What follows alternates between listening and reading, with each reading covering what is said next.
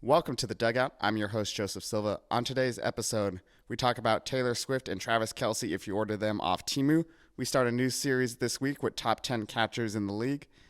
And we recap last week's series of the week, and it's sure to be a good one. But if you're enjoying the content, go ahead and leave a like.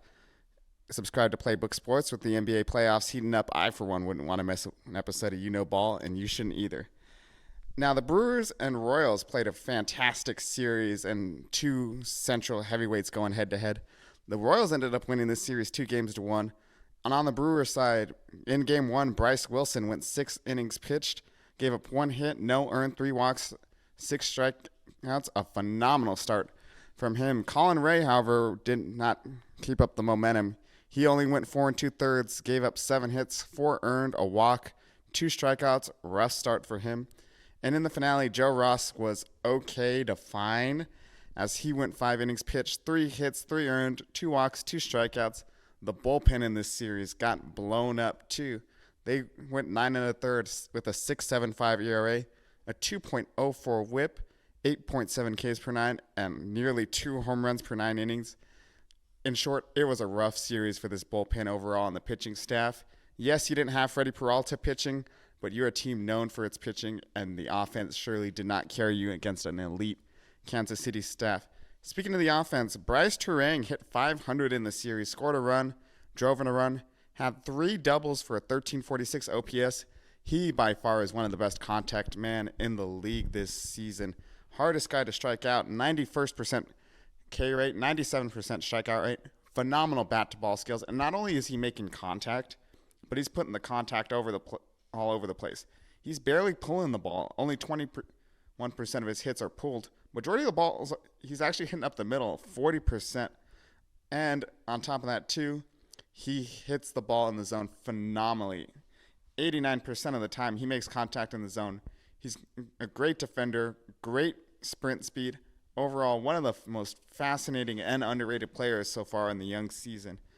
Gary Sanchez stepped up and delivered huge at-bats in this series. He hit 375 with 4 runs scored, 2 home runs, 3 RBIs, a 1625 OPS.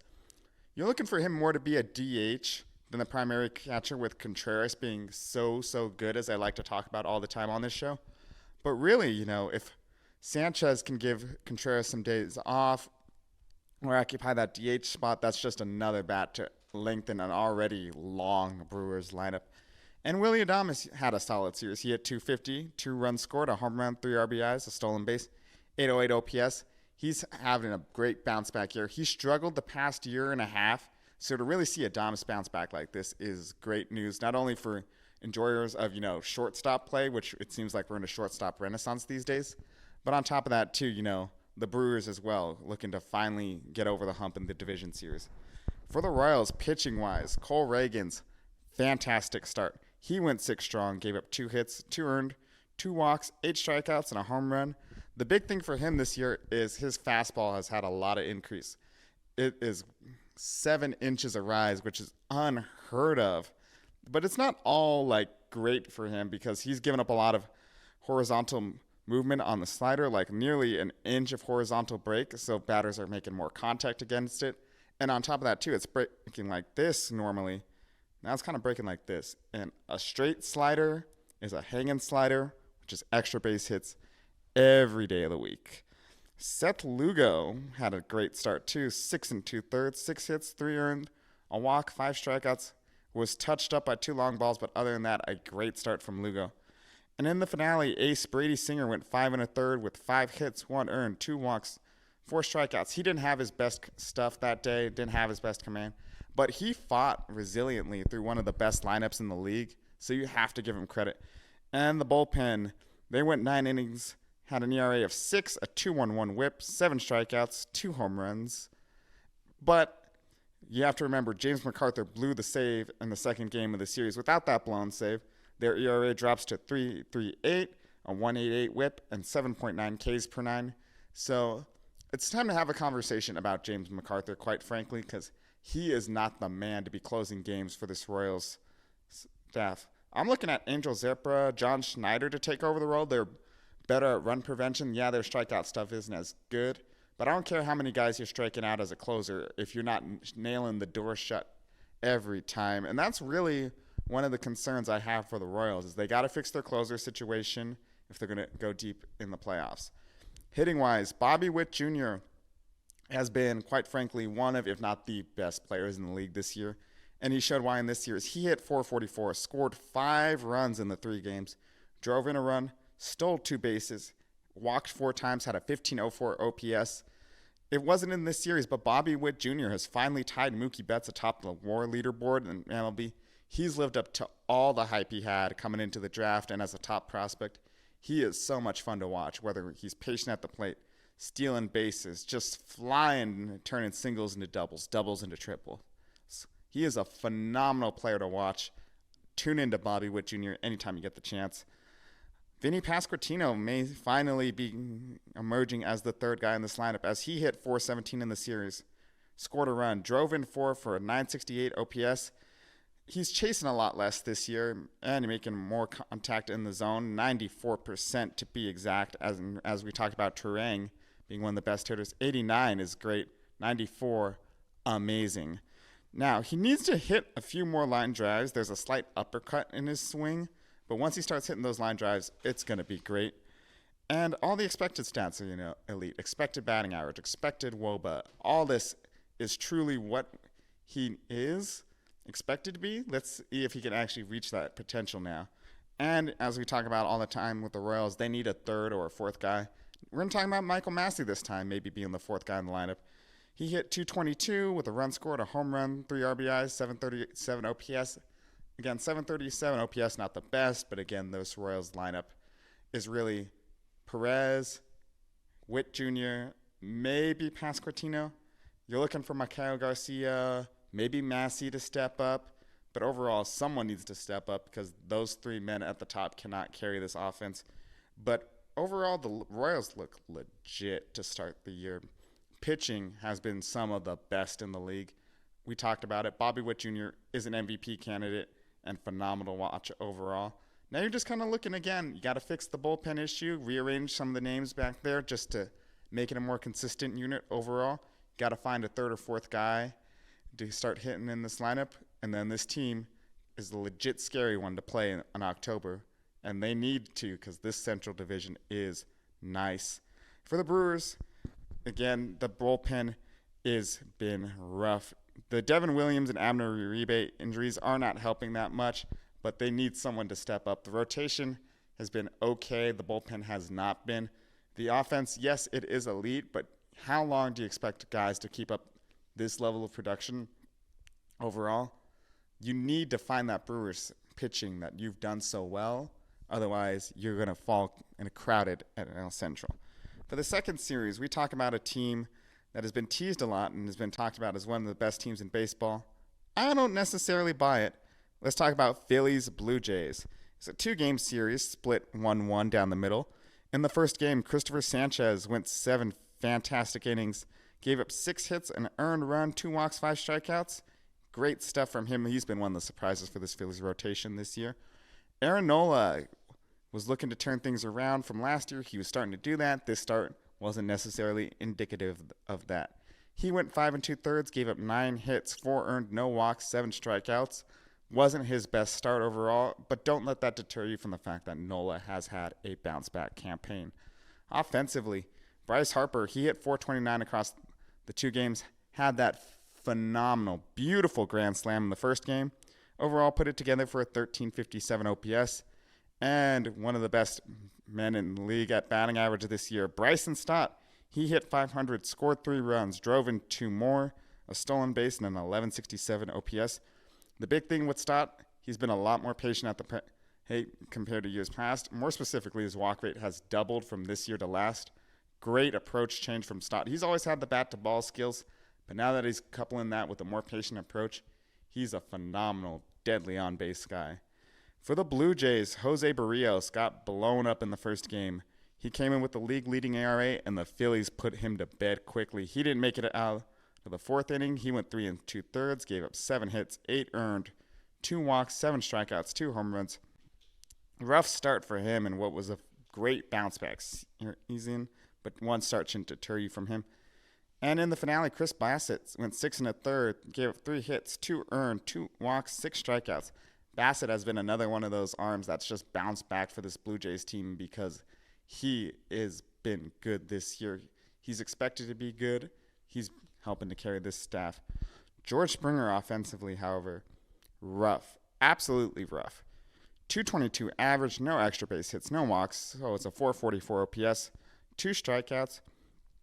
And it's been hard because his hit rate and his barrel rate are down this year compared to last, and already last year wasn't the best George Springer or the George Springer you expect him to be overall. And on top of that, too, it's the fastball that's giving him trouble. He's not hitting it hard. He's not hitting it for extra bases at all, and that's been his calling card, is just demolishing the fastball. And 2, he's been struggling with pitches on the edge of the zone between taking, bad swings, bad contact. He has negative run values, and everything except pitches low and away. He's just been rough to watch. Defensively, he's still good, but he's been in that leadoff spot all year, and he has not deserved it one bit. He's got to be moved down the lineup, change his approach or something. It's just been off for George Springer. And, of course, the man himself, Davis Schneider, continues to help carry the load offensively. He hit 333 in the series with a double, an RBI, 2 walks, and an 1,000 OPS. In a lineup full of stars and highly touted prospects, Snyder has been one of, if not the best hitter in this lineup. He does not play every day, but he is consistent when he does play. A great platoon guy, and it's sad if a great platoon guy is carrying your offense. Now, for the Blue Jays this year, it's been rough. Bottom 10 pitching staff, bottom 10 lineup. They've been touted for so long as this contender, one of the best young cores in baseball. They've not made it out of the division series in this contention window at all. They're stuck in wild card purgatory a lot of the time. The bats aren't stepping up. Vladimir Guerrero Jr. had his MVP season in a minor league ballpark.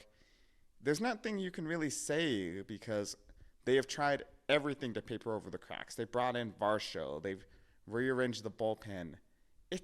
Nothing's working, quite frankly, and they need to start showing results too. Otherwise, the core may be blown up, and it's time to rebuild again in Toronto. But I'm not letting the Phillies off the hook yet. I did say they have the best record, but they are massively overrated in my opinion. Yes, the pitching's phenomenal. Yes, you have a struggling Castellanos and Real Muto who's not been living up to his standards offensively and defensively. However, they have not played a team with a winning record in the entire month of April. Yes, you're beating up on the teams you should be, but let's see you do it against Atlanta. Let's see you do it against Chicago, Los Angeles, New York. One of the better teams in the league, the teams you're expected to beat in the playoffs. I'm not sold just yet. They look great.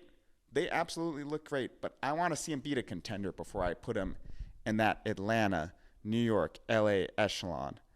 And for the next series, we talk about 2 teams who are on the fringes of playoff contention coming into the year. Cardinals and Mets.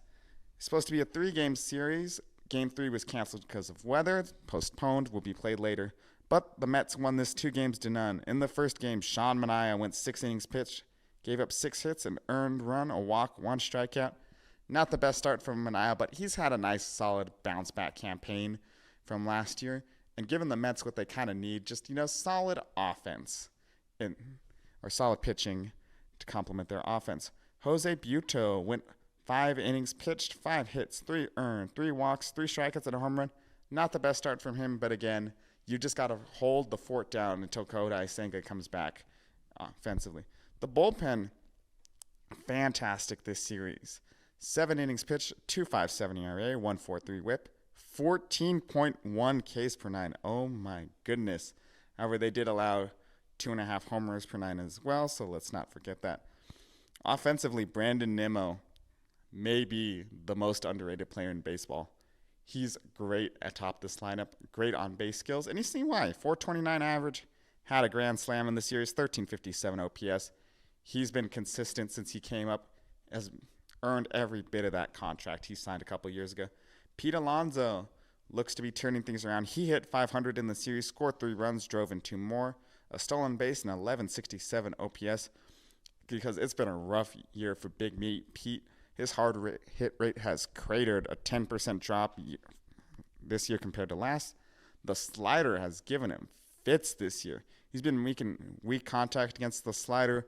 Whiff rate has fallen by crazy, or risen by crazy, 12% up. Strikeout rate up by 11%. And on top of that, he's popping it up more. He just looks confused by the slider this year, which is weird to see because it's not been a pitch he's crushed necessarily. That's always been the fastball. But, he's held his own against the slider. And once the pitcher's figured it out, you're just going to see a healthy diet of sliders like you're at White Castle. So just get it going, man. We love the home run derby king himself. Let's bring it back in games. Now for the Cardinals. Pitching-wise, Kyle Gibson was great in Game 1. He went 6 innings pitched, 7 hits, 2 earned, 2 walks, 4 strikeouts. He's one of those veteran arms that the Cardinals just signed to eat innings, do the best you can, a Chad innings eater, if you will, and he's performed that role fantastically. Humble farmer Miles Michaelis struggled, only went 4 innings pitched, 9 hits, 6 earned, no walks, 3 strikeouts, 2 home runs. Michaelis has just been hard to watch. He eats a lot of innings, but he does not do it well. Rough ERA, rough strikeout rate. Everything about Michaelis has just been rough this year. Offensively, Lars Nootbaar hit .400, scored 2 runs, had the homer, 1 RBI, 3 walks, 1835 OPS. It's great to see Nootbaar turn it around. Japanese legend himself. He has one of those Cardinals bats, again, that has struggled to start the year. But this is kind of what you expect from Newt. He doesn't have the power, but 3 walks in 2 games, that's the kind of Newt I want to see. Great from him. Paul Goldschmidt, however, after winning that MVP, it looks like he sold his soul to get it because he was 0 for 8 with the series. The 1 walk, 3 strikeouts. It's just been hard to watch, man. His barrel rate has been obliterated. 7.3% drop from last year, and last year, again, was not his MVP or even, consistent Goldschmidt we were used to seeing. He's striking out more on the fastball, and more importantly, he's just making less contact in general. It wasn't this series, but I want to highlight a moment I thought was emblematic of this is Goldschmidt gets a fastball low middle. It's clearly by him. He strikes out, and then he just swings just because, he doesn't want to look embarrassed at all. And quite frankly, it's been hard for him to watch. And I would be remiss before I start talking about the teams. What happened to Wilson Contreras in the series is he got clipped by J.D. Martinez's bat on a backswing, broke his arm. Brutal stuff. We saw it happen earlier this year with Marcell Ozuna clipping Austin Barnes in the head with his backswing. Hitters need to move up a little bit, man, because it's just a danger to catchers with a bat speed of 70, sometimes 80 miles an hour. These things are dangerous. And 2, catchers, you got to move back a little bit as well. Like, I understand you want to frame the pitch. You want to take the ball, make it a strike. But you cannot do that if it's a risk to your own health. And we saw what the worst case scenario is. Neither man is right or wrong. It's just tragic to see. And I really hope Contreras gets better because he's had a great year. Overall, the Cardinals, though, they have had several players that were considered top bats. And they were supposed to have this elite offense 2 years in a row. Nootbaar, Arenado, Goldschmidt, Donovan, Jordan Walker, Wilson Contreras. Contreras is the only one that's lived up to the hype. They're great at identifying talent. You see that with how many former Cardinals dominate the league.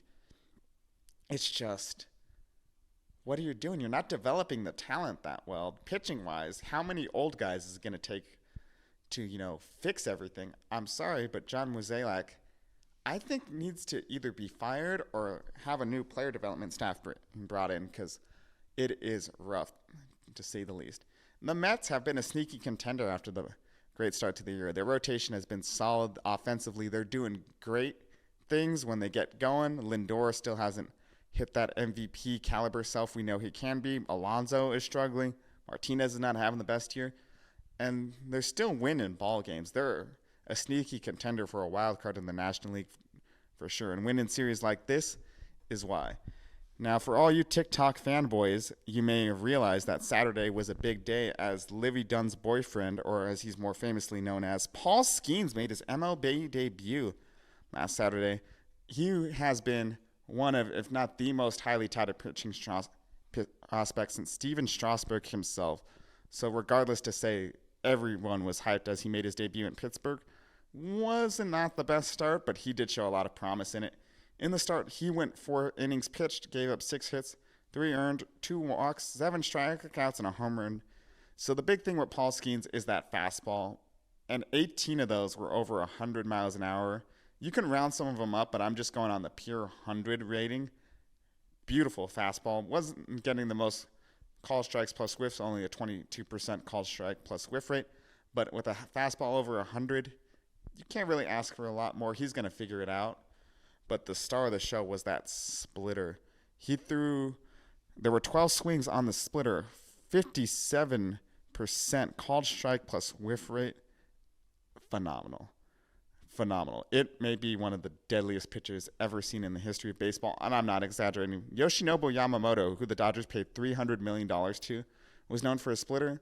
His splitter tops out about 92 miles an hour. Skenes' splitter topped out at 96 miles an hour. You know what the league average fastball is?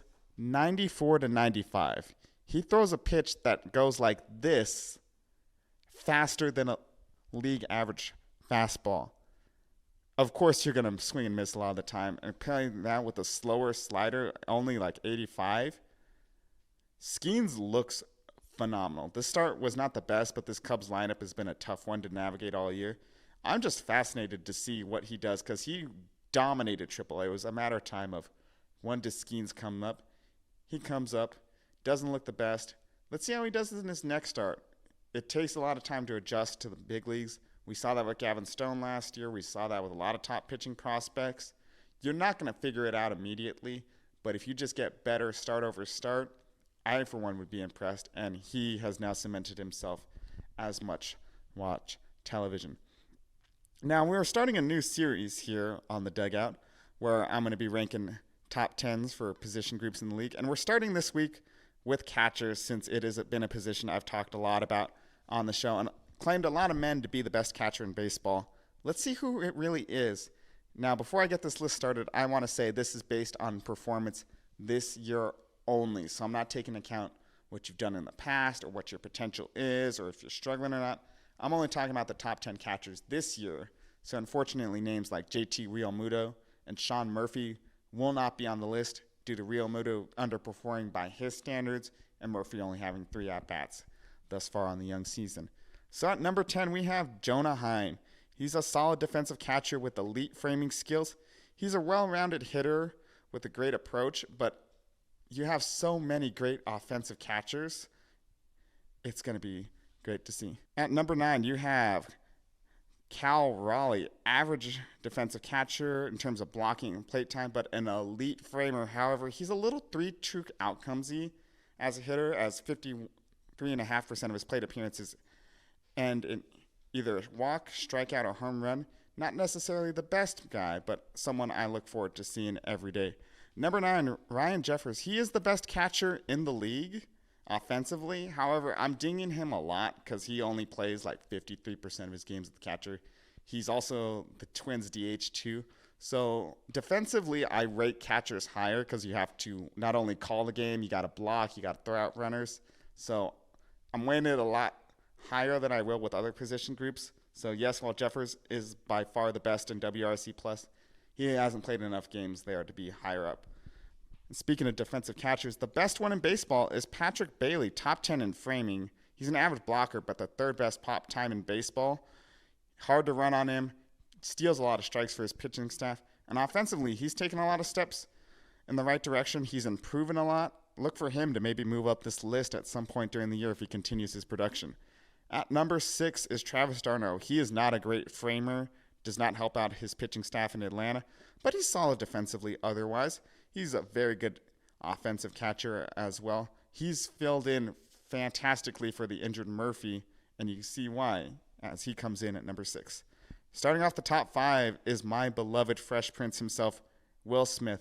He's an average defender. He's gotten a lot better, but he is not a great blocker, a below-average framer. However, he has gotten a lot better at throwing out would-be base runners, so I rate that quite well.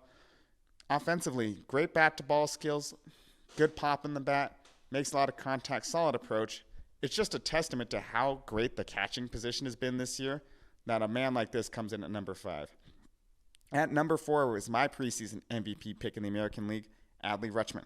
He calls a great game, probably the best game caller of anyone on the list, and he's a slightly above average catcher. Otherwise, he's a great blocker, below average frame, and a solid pop time.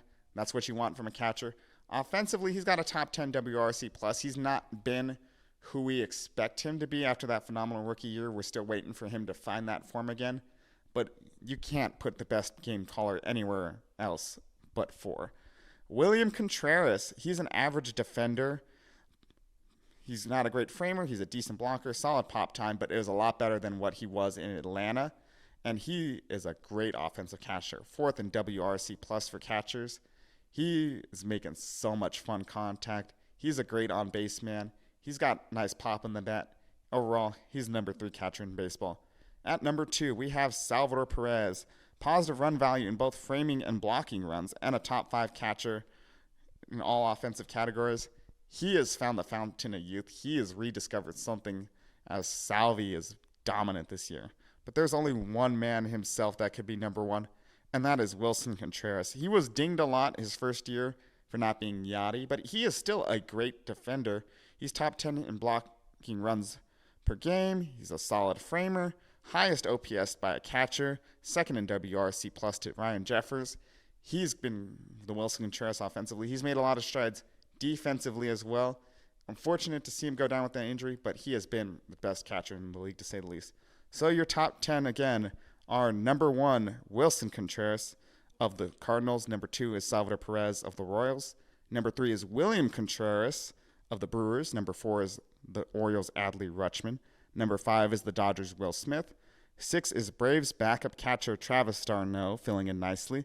Number 7 is the San Francisco Giants' Patrick Bailey. 8 is the Twins' Ryan Jeffers. 9 is the Seattle Mariners' big dumper himself, Cal Raleigh. And number 10 is the Texas Rangers' Jonah Heim. Now, for the series to watch this week, there are a lot of good ones to pick from, but there's only one that has a lot of serious consequences, and that is the Guardians versus Twins, top 2 teams in the American League Central, a division that has surprised everyone this year, clash in a great series. The Twins, they have a 108 OPS plus as a team, 101 ERA plus, good offense, average pitching, but people to look out for offensively. Max Kepler has been phenomenal. He's heated up this past 2 weeks. He's brought his average up to 329. He's got 8 doubles for a 170 OPS plus. As this offense was expected to be carried by Royce Lewis and Byron Buxton, both men on the IL. At the moment, someone had to step up. Max Kepler has done that just so.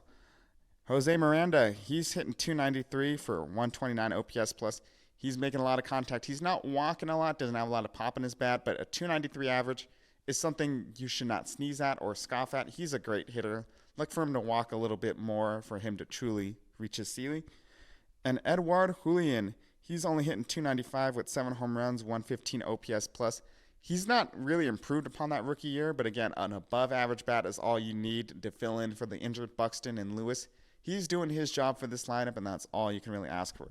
The Guardians as a team have a team 103 OPS plus and a great 110 ERA plus. Offensively, Josh Naylor has been the surprise of the Central thus far. He's hit 277 with 10 home runs and a 164 OPS. He has figured it out this year. He is doing everything right offensively, hitting the ball hard, taking his walks, putting the ball in play all the time. Great start for him.